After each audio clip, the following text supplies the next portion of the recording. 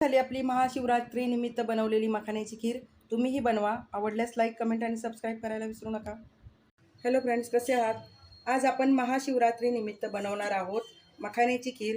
मखाण्याची खीर बनवण्यासाठी इकडे मी 100 ग्राम मखाणे घेतलेले आहेत, 1 वाटी साखर आहे, काजू बदाम 50 ग्राम घेतलेले आहेत आणि इकडे 1 लिटर दूध आहे आणि आपल्याला तूप लागणार आहे. तर आपण आता खीर बनवायला सुरुवात करूया. सगळ्यात पहिल्यांदा आपण कढईमध्ये अर्धा चमचा तूप घालूया आणि तुपावरती काजू आणि बदाम आपण शेकवून घेणार आहोत. खरपूस छान शेकवून घ्यायचे.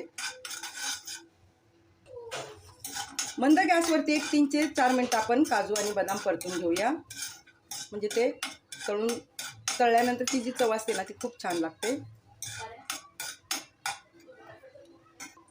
आता काजू आणि बदाम छान तळून झालेले आहेत, मी काढून घेते.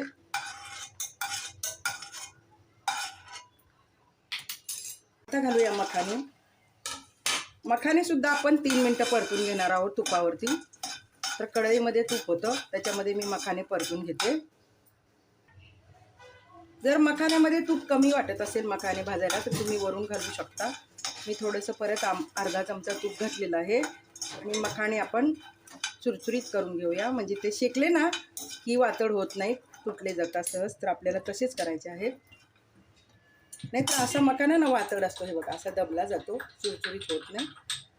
मखाने भाजून झालेत, मी खाली काढून घेते. आता मी साधारण अर्धा लिटर दूध घालणार आहे. अर्धा लिटर दुधाचीच मी खीर बनवणार आहे. इकडे दुधाला उकळी आलेली आहे. मी घालते वेलची. 3 वेलच्या मी कुटून घेतलेल्या आहेत आणि 1 वाटी साखर आहे. आता घालूया कुटून घेतलेले काजू आणि बदाम. 1 चमचा तूप घालूया. तुपामुळे खीर छान दिसते आणि चवीला अप्रतिम लागते, त्यामुळे तूप नक्की घाला.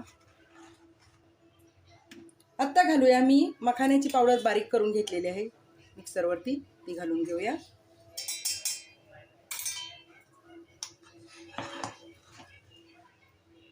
सोबतच अख्खे मखाने घालायचे. ही मखाण्याची खीर ना कंबरदुखीवरती उत्तम औषध आहे. जर तुमच्याकडे मखाने असतील तर नक्की करून खावा खीर. आत्ता घालते मी कंडेन्स मिल्क, 1 चमचा घालते. कंडेन्स मिल्कमुळे ना खिरीला क्रीमी चव येते आणि खूप टेस्टी लागते.